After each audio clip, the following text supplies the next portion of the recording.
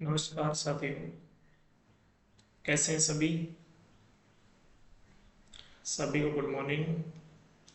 आज संडे है और संडे को हम महीने का करंट अफेयर्स पढ़ते हैं साथियों। हमने शुरुआत किया है जून 2025 से। हालांकि जून 2025 का जो करंट अफेयर्स है उसको मैंने खुद ने अपने हैंड रिटन नोट्स में चेंज किया है और एक क्लास मैंने आप सभी को यूट्यूब के माध्यम से पहुंचा दिया है। आज जो भी शेष जून महीने का करंट अफेयर्स है उसको हम पढ़ेंगे। तो आइए साथियों, हम शुरुआत करते हैं। इससे पहले हम देखो क्या क्या पढ़ते हैं हम करंट अफेयर्स में। अधिकांश साथियों को लास्ट क्लास में मैंने वैसे समझा दिया था कि करंट का मतलब है कि डेट, कोई भी उस महीने की महत्वपूर्ण डेट हो। जैसे 5 जून को विश्व पर्यावरण दिवस मनाया जाता है, 17 जून को मरुस्थलीकरण सूखा रोकथाम दिवस मनाया जाता है, 21 जून को विश्व योग दिवस मनाया जाता है। एक डेट और पढ़ा था इसमें हमने, 25 जून। 25 जून को संविधान हत्या दिवस के रूप में मनाया जाता है। क्लियर साथियों? उसी प्रकार से उस महीने में कौन कौन से व्यक्ति चर्चा में रहे उनके बारे में हम पढ़ेंगे आज। कौन कौन से स्थान चर्चा में रहे उनके बारे में पढ़ेंगे। कौन सी योजना, अभियान, कोई खेल है, खिलाड़ी है, और कोई साइंस टेक का है, कोई इकोनॉमी का कोई करंट है, उसको हम पढ़ेंगे। तो आइए साथियों, चलो हम शुरुआत कर लेते हैं। आवाज़ क्लियर आ रही है सभी को? चलो साथियों आइए, अपने जो भी लास्ट के नोट्स थे उसको ओपन रखें और साथ के साथ भी लिख सकते हैं और एक बार इसको समझ करके याद करके बाद में स्पीड में भी आप लिख सकते हो। हालांकि मैं अपने जो कल्याण गुरुकुल का टेलीग्राम चैनल है उस पर इस पीडीएफ को शेयर कर देता हूँ मैं। तो आइए साथियों, पहले देख लेते हैं एक बार। ये हमने पढ़ लिया था 5 जून 2025 को विश्व पर्यावरण दिवस। इसकी क्या थीम है, कब से मनाना शुरू किया है, ये तमाम बातें मैंने देख लिया था। और पर्यावरण दिवस पर भारत में कौन कौन से प्रोजेक्ट चल रहे हैं, जैसे अरावली ग्रीन वॉल प्रोजेक्ट है, उसको भी हमने देख लिया था साथियों। भारत में एक पेड़ माँ के नाम अभियान चल रखा था, उसमें से राजस्थान में हरियाणा राजस्थान है। और मैंने कहा था कि ये ध्यान रखना 10 करोड़ पौधे लगाए जाएंगे। 17 जून को विश्व मरुस्थलीकरण और सूखा रोकथाम दिवस मनाया जाता है, इसको हमने देखा। 21 जून को विश्व योग दिवस मनाया जाता है, इसको हमने देखा। फिर कुछ ऐसे ये अभियान देखा था हमने, वंदे गंगा जल संरक्षण जन अभियान। 15 दिन चला था ये अभियान। कितने दिन चला था? 15 दिन। इसको हमने देखा। रामगढ़ बांध जयपुर से शुरू हुआ था ये। समापन जैसलमेर में गड़ीशर झील का पूजन करने के बाद में इसको समाप्त किया गया। एक अभियान हमने पढ़ा था कर्म भूमि से मातृभूमि। कर्म भूमि मतलब जहाँ पे काम करते हैं, और मातृभूमि राजस्थान। राजस्थान के ऐसे निवासी प्रवासी जो किसी अन्य राज्य या देश में काम करते हैं, उनके सहयोग से पूरे राजस्थान में 45,000 वाटर रिचार्ज संरचनाओं का निर्माण किया जाएगा। मैं मानता हूँ कि ऐसे डाटा ही आपसे पूछेगा। क्लियर? फिर कुछ एक गांव पढ़ा था हमने, खड़गदा गांव। ये डूंगरपुर में है, मोरे नदी के किनारे है, और यहाँ पे जल पानी को बचाने के कार्य चल रहे हैं। इसलिए केंद्रीय जल शक्ति मंत्री श्री पाटिल जी ने इस गांव के प्रयासों को कैच द रन अभियान में विशेष स्थान दिया गया है। ऐसे ही प्रश्न बनते हैं साथियों करंट अफेयर्स में कि गांव कहाँ पर है, हाल ही में चर्चा में क्यों था। अब उसके आगे हमने पढ़ा एक जयपुर। ये शायद मैंने क्लास में नहीं पढ़ाया था। जयपुर साथियों, जयपुर देश का ऐसा जिला है जहाँ 5 सफारी मिलती हैं। सफारी का मतलब है कि पर्यटन, पर्यटन क्षेत्र है। पर्यटन क्षेत्र है, सफारी का मतलब क्या हुआ? पर्यटन क्षेत्र। मतलब जयपुर में 3 तो लेपर्ड ऐसे जानवर है, जंगली जानवर है, एक लायन शेर, एक टाइगर बाघ। ऐसे टोटल 5 जंतुओं की सफारी देखने को मिलती है। मतलब 5 जगह ऐसी हैं जहाँ पे आपको ये 5 प्रकार के जीव जंतु देखने को मिलते हैं। और ये प्रश्न बन भी सकता है, देश का एकमात्र जिला जहाँ 5 सफारी देखने को मिलती है, और वो कितनी है, कौन सी है, जयपुर। कई बार आपने सुना होगा कि राज्य में कुल बाघों की संख्या कितनी है। देखो साथियों, बदलती रहती है।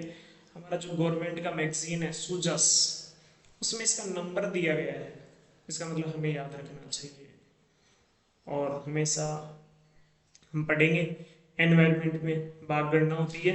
सबसे ज़्यादा जो बाघ हैं, मैक्सिमम बाघ हैं, वो है साथियों कहाँ पे, एमपी में। और एमपी को बोलते हैं टाइगर स्टेट। टाइगर स्टेट, बताओ टाइगर स्टेट के नाम से कौन सा राज्य प्रसिद्ध है, एमपी, क्योंकि सबसे ज़्यादा टाइगर कहाँ पर है, एमपी में ही है। क्लियर है साथियों। एक परियोजना है, हालांकि मैं राजस्थान ज्योग्राफी में इस परियोजना को बहुत अच्छे से पढ़ाता हूँ, कि काली सिंध नदी है, काली सिंध की सहायक नदी है परवन, और एक वृहद सिंचाई परियोजना है। पूरे राजस्थान में वृहद सिंचाई परियोजनाओं की संख्या आपसे पूछे तो कितनी है, 8 है। क्लियर है। वृहद सिंचाई परियोजना किसे कहते हैं साथियों, ऐसी सिंचाई परियोजना जिससे सिंचाई 10,000 हेक्टेयर से भी ज्यादा होती है। 10,000 हेक्टेयर से ज्यादा भूमि में यदि सिंचाई होती है उसको वृहद सिंचाई परियोजना कहते हैं। और राजस्थान में इनकी संख्या कितनी है, 8 है। उसमें से एक परवन नदी पर भी है। अभी कुछ समय पहले इसको लेकर के चर्चा में काफ़ी सारी न्यूज आई थी, इसलिए मैंने इसको करंट में डाल दिया। देखो करंट अफेयर से 2 प्रकार के प्रश्न बनते हैं साथियों, या तो सीधा करंट से बन जाएगा, या फिर उससे संबंधित जो स्टैटिक जीके है, बेसिक जीके है, वहाँ से प्रश्न बनेगा। तो झालावाड़ में परवन नदी पर एक बांध बनाया गया, उस गांव का नाम है अकावदा। कौन सा गांव है, अकावदा। और उस बांध से लगभग 2 लाख हेक्टेयर क्षेत्र में क्या होती है, सिंचाई। हम जानते हैं कि कोटा संभाग में 4 जिले हैं, उसमें से एक 12 जिले को छोड़कर इन तीनों में इसका क्या मिलता है, लाभ मिलता है। अब मैं कहता हूँ अमूमन कि जहाँ पे आपको 3 ऑप्शन मिले, 3 आंसर मिले, तो वहाँ पे प्रश्न क्या बनेगा, निम्न में से कौन से जिले में इसका लाभ नहीं मिलता है। और ये परीक्षा में 2 बार पूछा जा चुका है, 12 में इसका लाभ नहीं है साथियों। क्लियर। कोटा, बूंदी 12, झालावाड़ सही है, 12 में नहीं है। उसके बाद में चलते हैं साथियों, ऑपरेशन सिंदूर के बारे में मैंने बता दिया था आपको, वरिष्ठ नागरिक तीर्थ यात्रा योजना के बारे में बता दिया था। ये रामसर साइट को अपडेट कर लेना, इसका नंबर हो गया 91, सही है। पूरे देश में रामसर साइट, रामसर स्थल की संख्या कितनी हो गई, 91। अब आप कहेंगे क्या है रामसर साइट, इधर ध्यान दें। रामसर साइट साथियों क्या है कि ईरान में एक सम्मेलन हुआ था 1971 में। 1971 में ईरान देश के रामसर शहर में सम्मेलन हुआ। वहाँ का जो उद्देश्य ये था साथियों कि जीव जंतुओं को हम बचाते हैं, पेड़ पौधों को हम बचाते हैं, क्यों ना दलदली भूमि को भी बचाएं, क्योंकि दलदली जो भूमि है, आर्द्र भूमि है, जो वेटलैंड क्षेत्र है, उसके अंदर भी जीव जंतु वनस्पति मिलती है, जैसे मैंग्रोव वनस्पति, सही है। उन जीवों को बचाने के लिए, उस आर्द्र भूमि को बचाने के लिए ईरान के रामसर शहर में 1971 में एक सम्मेलन का आयोजन हुआ। और वहां से ये निश्चय किया कि हम दलदली भूमि का संरक्षण भी करेंगे, इसलिए उसी भूमि को नाम दे दिया रामसर भूमि, रामसर स्थल नाम देना शुरू कर दिया। अब राजस्थान में बात करें तो 4 हो गए कंप्लीट, पहले 2 ही थे। पूरे भारत में 91 हो गए, पहले हमने 90 ही देखा था, 91 सही है। अब राजस्थान में 2 तो पहले से थे, सांबर पहले से था, केवलादेव भी पहले से था, लेकिन हाल ही में उदयपुर और फलौदी का एक एक गांव इसके अंदर शामिल किया, इसलिए इसको तो वेरी मोस्ट लगा देता, वेरी मोस्ट, कि उदयपुर का मेनार गांव और फलौदी का कीचन गांव, इस क्षेत्र को रामसर साइट में शामिल कर लिया गया है साथियों। तो इसको अपडेट करें आप, उदयपुर का मेनार गांव और फलौदी का कौन सा है, खींचन गांव। क्लियर है साथियों। चलें इसके बाद में और आगे चलते हैं। देखिए उदयपुर शहर को इसी साल 24 जनवरी को रामसर सिटी घोषित किया है। क्या घोषित कर दिया, रामसर सिटी घोषित किया है, ये भी ध्यान रखना। चलो उसके बाद में यहाँ से अब हम शेष करंट अफेयर्स की शुरुआत करते हैं साथियों। गार्गी पुरस्कार बालिकाओं को मिलता है साथियों, ये आपको पता ही है। बालिका शिक्षा को बढ़ावा देने के लिए राजस्थान सरकार के द्वारा, एक तो राजस्थान सरकार है और एक बालिका शिक्षा फाउंडेशन है, ये दोनों मिलकर के 1998 से गार्गी पुरस्कार योजना संचालित कर रहे हैं।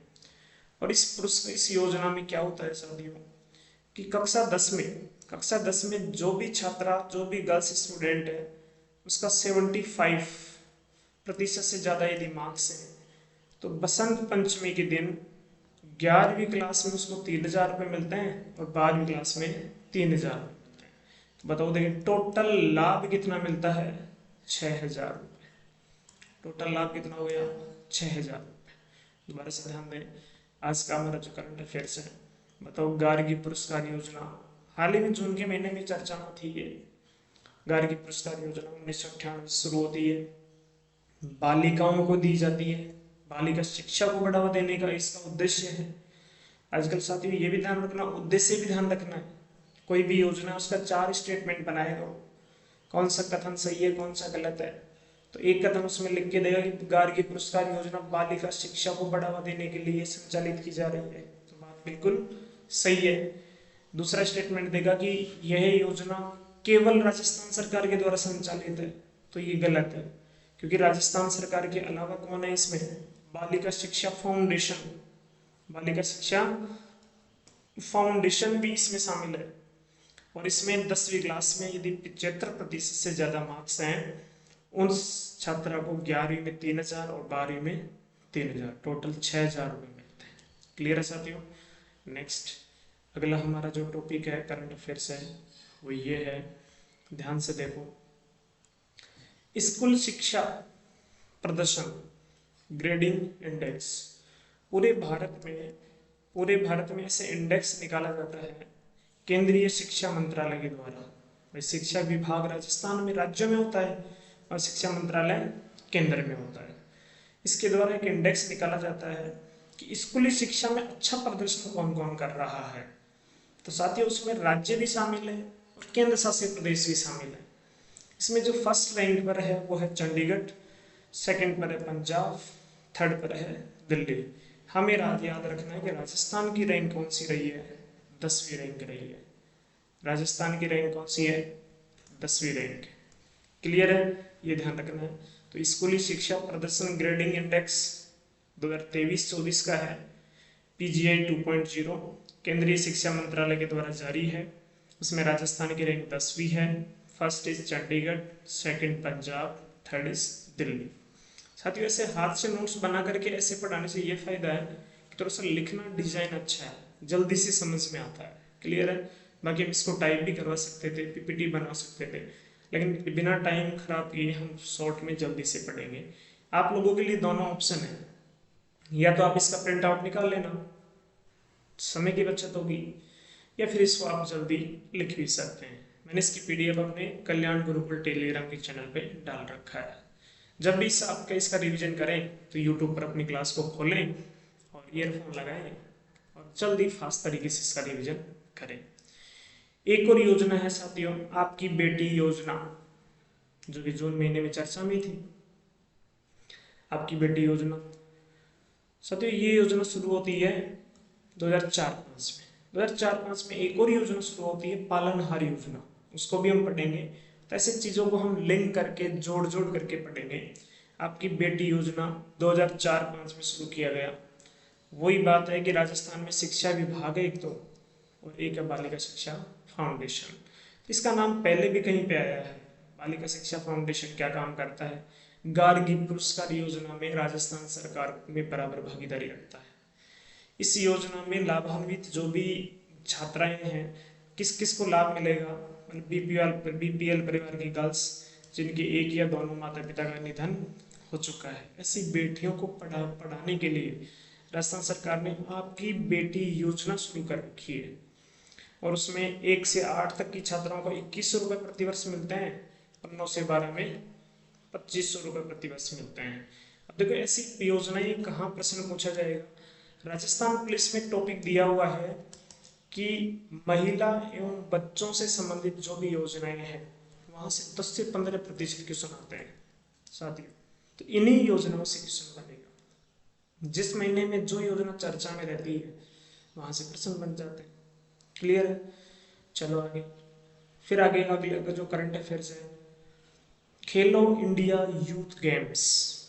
खेलो India youth games very important है, ये बहुत ही महत्वपूर्ण है, एग्जाम में बार बार पूछता है।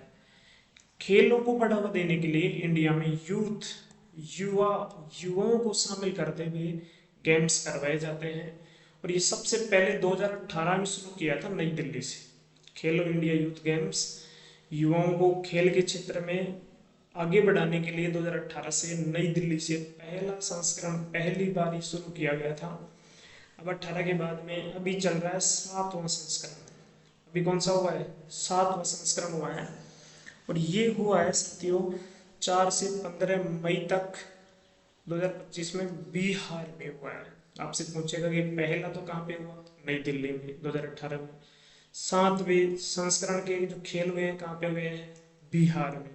याद रखना बिहार में चुनाव की तैयारियां चल रही हैं। इस यूथ गेम्स का शुभ अंकर क्या था? एज एक प्रतीक चिन्ह क्या था? गज सीमा। इस खेल में टोटल खेल कितने शामिल किए गए इस प्रतियोगिता में? 27। और ये ध्यान रखना है कि पहला स्थान महाराष्ट्र, दूसरा हरियाणा, तीसरा राजस्थान। राजस्थान ने कुल 60 पदक जीते हैं, उसमें से 24 स्वर्ण पदक हैं इसके। तो इसको जरूर ध्यान रखना कि खेलो इंडिया यूथ गेम्स 2018 से शुरू कर लिया गया और अभी जो 2025 में वो 7वां संस्करण है। अब की बार बिहार में हुए हैं। कुल 27 खेल थे उसमें। 27 प्रकार के खेल थे। पहला Maharashtra, second Haryana, third is Rajasthan. Haryana में तो वैसे भी खेल के क्षेत्र में काफ़ी इंटरेस्टिंग स्टोरीज हैं, काफ़ी मोटिवेशन है, लेकिन राजस्थान तीसरे स्थान पर आया है तो ये बहुत अच्छी बात है। दूसरी बात, हम यदि अनुमान भी लगाएं तो हरियाणा पहले नंबर पे आता है हमेशा, लेकिन देखो अब की बार महाराष्ट्र पहले नंबर पर है, तो जो इसका जरूर ध्यान रखना। क्लियर है? अभी हमने देखा कि कोई भी करंट अफेयर्स उसमें प्रसिद्ध व्यक्तियों के बारे में भी प्रश्न बनते हैं। तो प्रसिद्ध व्यक्ति तो है गुलाबचंद कटारिया। गुलाबचंद कटारिया के बारे में प्रश्न बनने की संभावना वैसे ज्यादा है। साथियों ये उदयपुर के रहने वाले हैं, उदयपुर के रहने वाले हैं। बीजेपी गवर्नमेंट में ये मंत्री भी थे, गृह मंत्री थे, इनके पास पुलिस डिपार्टमेंट था जब मैं पुलिस विभाग में था। और ये वर्तमान में पंजाब के राज्यपाल भी हैं। कौन है ये? पंजाब के राज्यपाल हैं पंजाब के। इनको राज्य के प्रतिष्ठित एक पुरस्कार से सम्मानित किया गया है, पंडित जनार्दन राय नगर संस्कृति रत्न अलंकरण से सम्मानित किया गया है। तो ऐसे ध्यान रखना है, जो लोकल व्यक्ति हैं अच्छे पदों पर हैं उनको पुरस्कार मिलते रहते हैं। तो ये चीजें साथ। उसी प्रकार से एक और है ग्रेट इंडियन ट्रेवल बाजार 2025। एक प्रोग्राम आयोजित किया गया पर्यटन को बढ़ावा देने के लिए जयपुर में।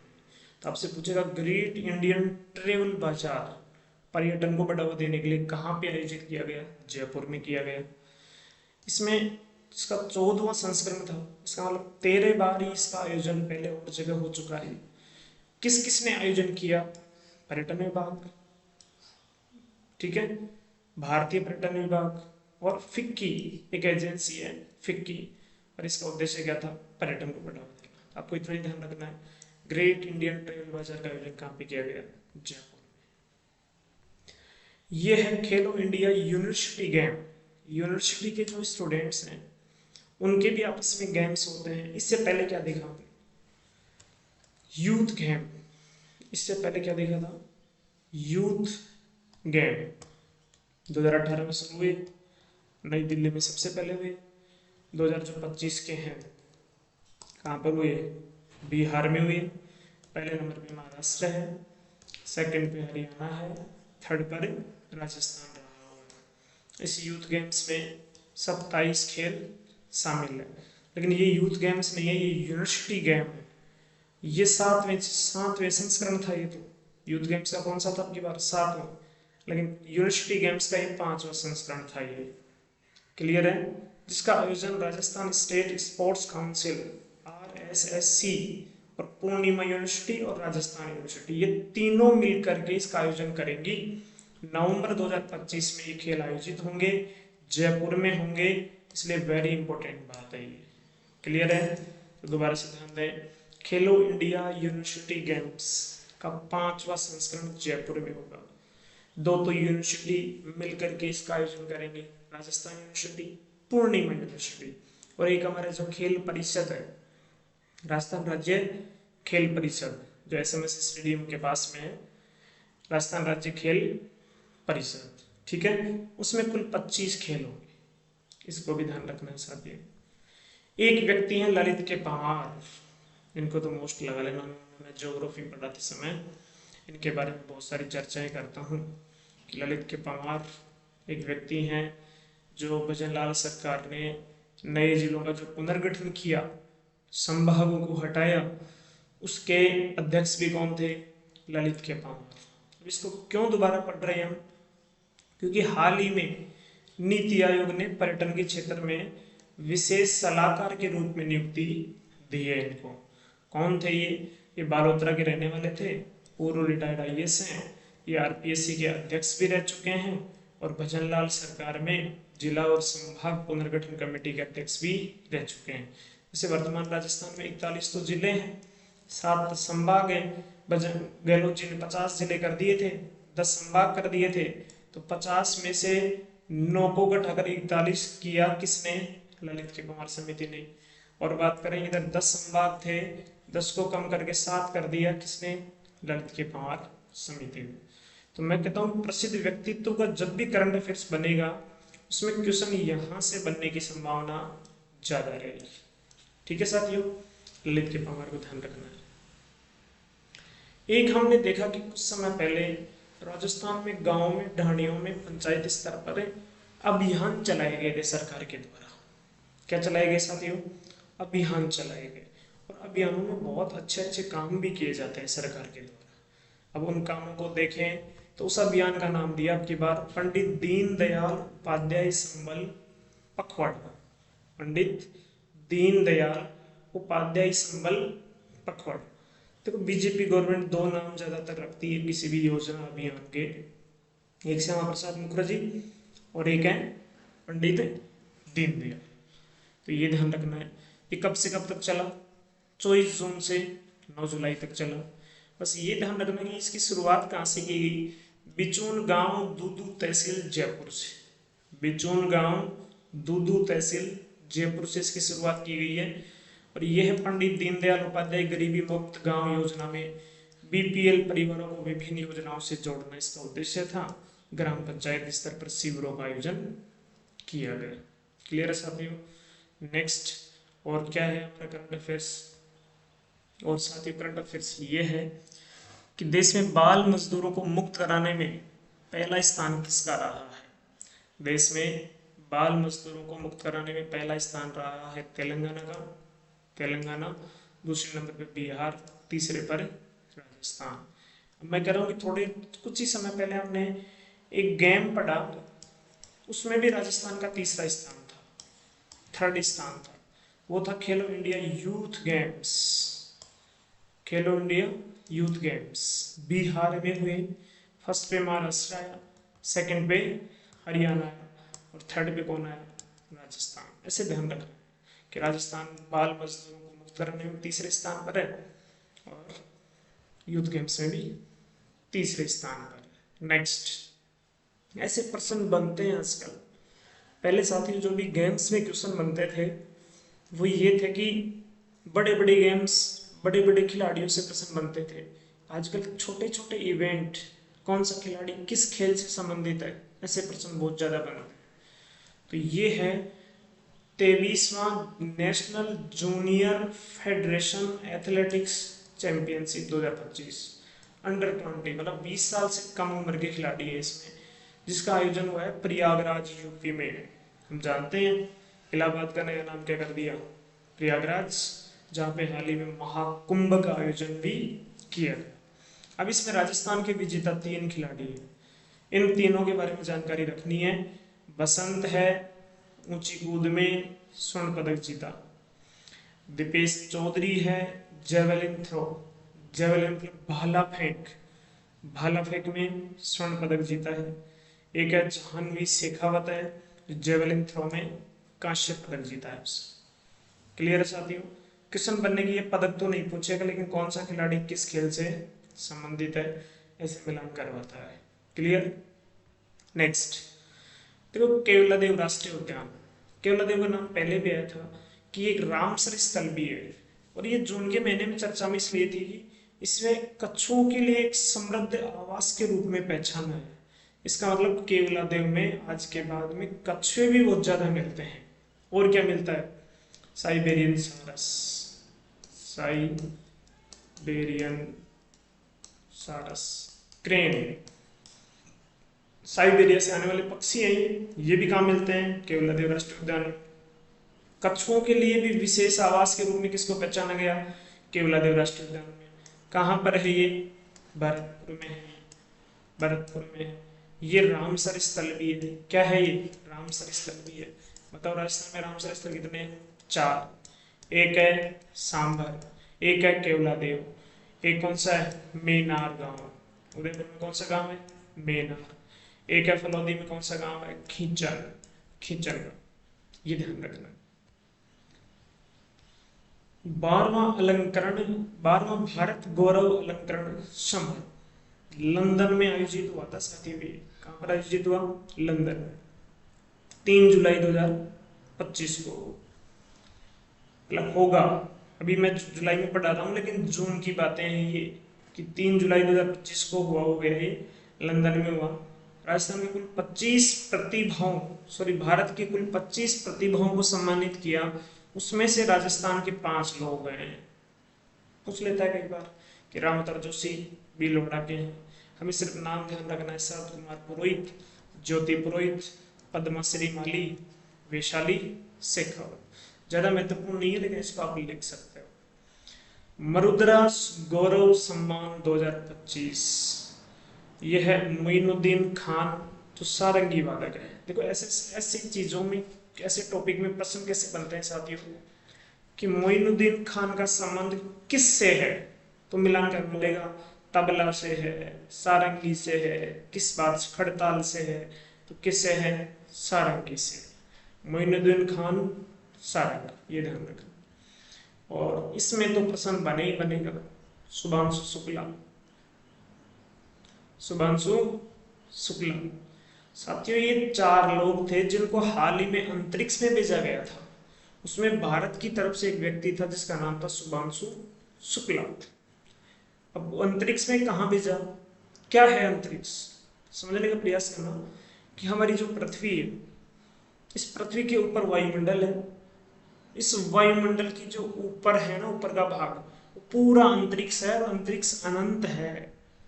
लेकिन अंतरिक्ष में कई कक्षाएं हैं, low earth orbit, mid earth orbit, ऊपरी कक्षा मतलब पृथ्वी का कक्षा है, जियो अर्थ ऑर्बिट भी है, काफी सारी कक्षाएं हैं। सबसे नीचे वाली जो कक्षा है उसमें एक स्टेशन बना रखा है अध्ययन के लिए, अंतरराष्ट्रीय अंतरिक्ष स्टेशन, अंतरराष्ट्रीय अंतरिक्ष स्टेशन। यहाँ के कोई भी व्यक्ति जाते हैं तो वहां पे रहते हैं उस स्टेशन में, और वो स्टेशन पूरी पृथ्वी के चारों ओर चक्कर लगाता है। उस स्टेशन पे जाने वाला पहला व्यक्ति है ये भारत का, ये ध्यान रखना।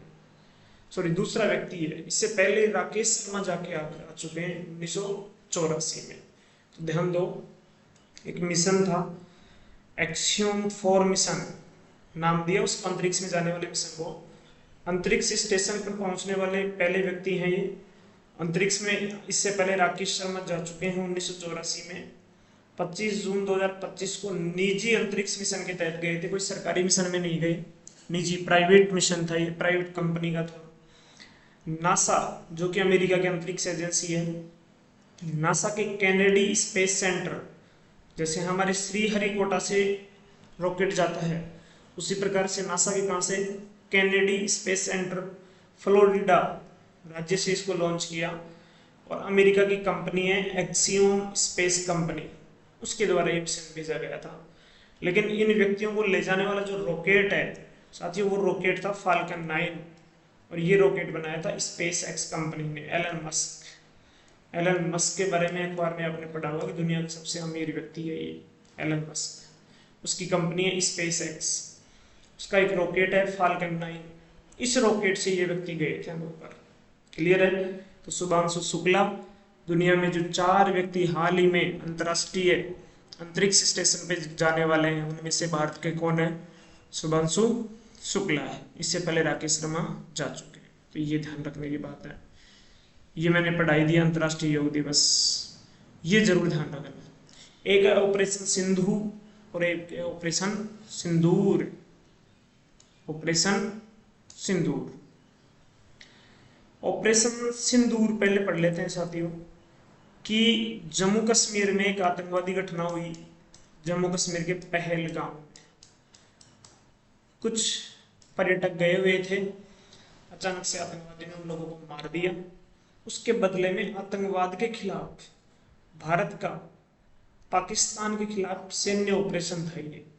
मतलब भारत की सेना ने अटैक किया आतंकवादी ठिकानों पर। उसका नाम क्या दिया था?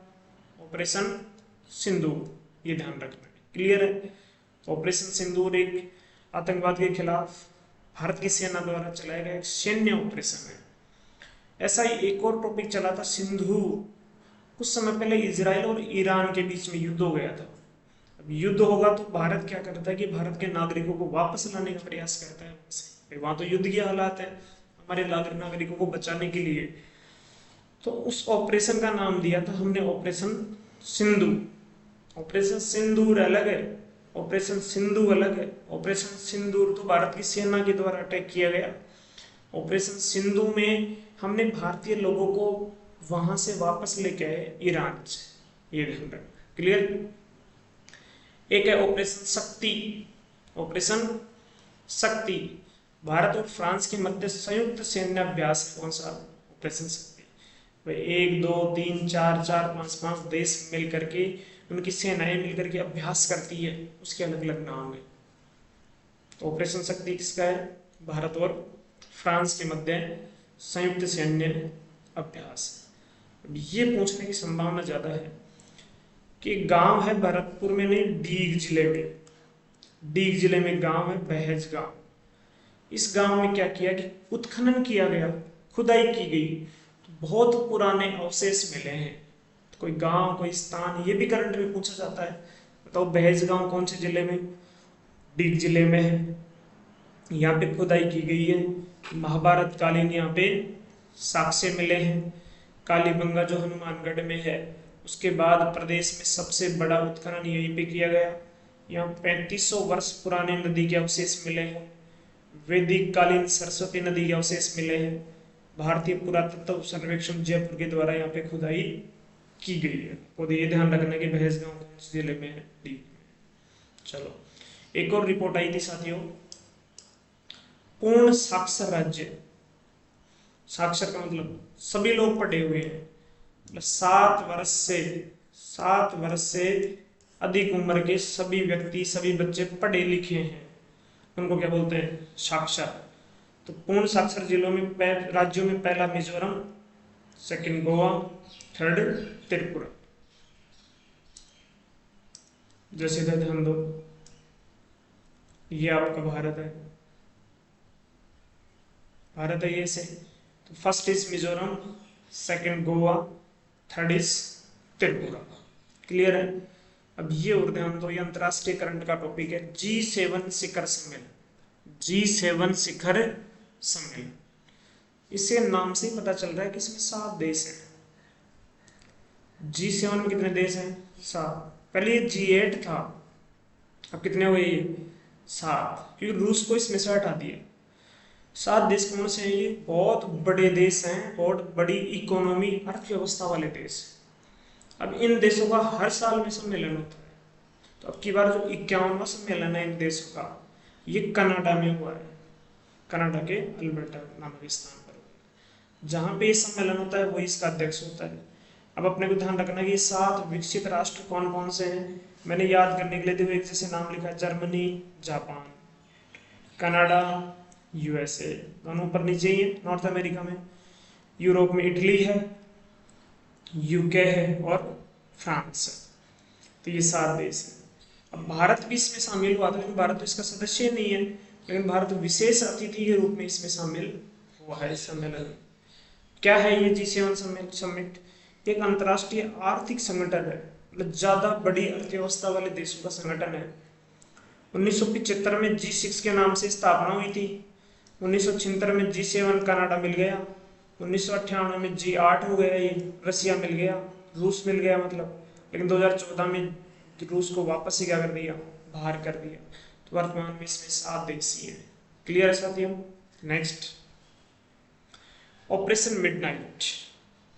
देखो मैंने बताया कि ईरान और इजराइल के बीच में युद्ध हुआ, ईरान और इजराइल के बीच में युद्ध हुआ। तो भारत ने तो क्या किया कि भारत के लोगों को बाहर निकालने के लिए वहां पे ऑपरेशन सिंधु चला दिया और बाहर निकाल लिया, अपने लोगों को बचा लिया। लेकिन इजराइल का सहयोग किसने किया? रूस, अमेरिका ने किया। तो अमेरिका देश से ईरान के परमाणु ठिकानों पर मिसाइल से अटैक किया था इतनी दूर से, और उस ऑपरेशन का नाम दिया था ऑपरेशन मिडनाइट। क्लियर? नेक्स्ट, ये इकोनॉमिक्स में भी कुछ चेंजेस होने वाले हैं भविष्य में। जो एक बेस ईयर होता है हमारी अर्थव्यवस्था को जांचने के लिए, हमारी अर्थव्यवस्था कितनी है उसको चेक करने के लिए एक आधार वर्ष होता है। तो भविष्य में ये जीडीपी का जो आधार वर्ष है ये 2022-23 हो जाएगा। अभी 2011-12 है। कितना है? 2011-12, जिसको बदल के 22-23 कर देंगे। इकोनॉमिक्स में हम पढ़ेंगे सीपीआई का आधार वर्ष भी 2012 से कितना कर देंगे? 2024। क्लियर है साथियों?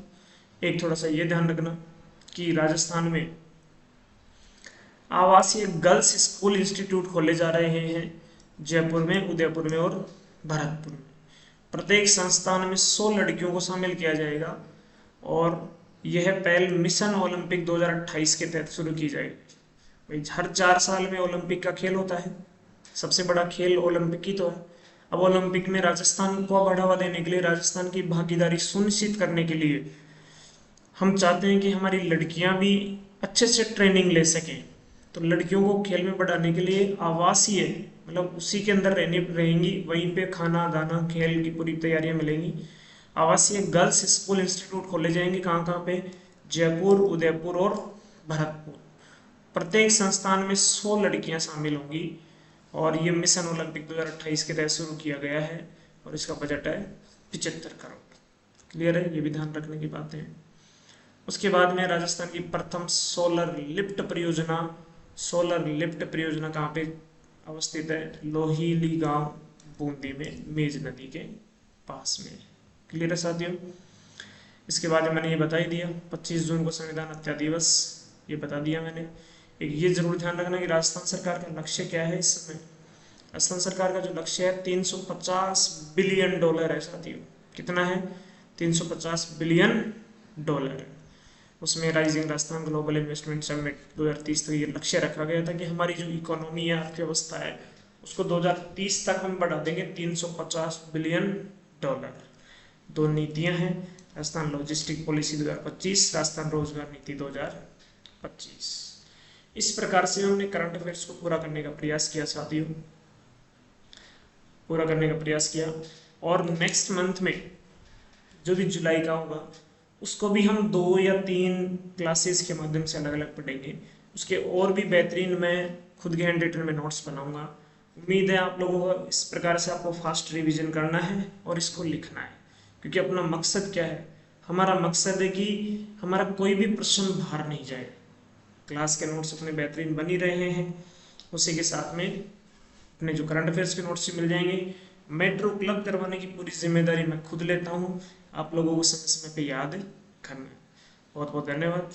Thank you.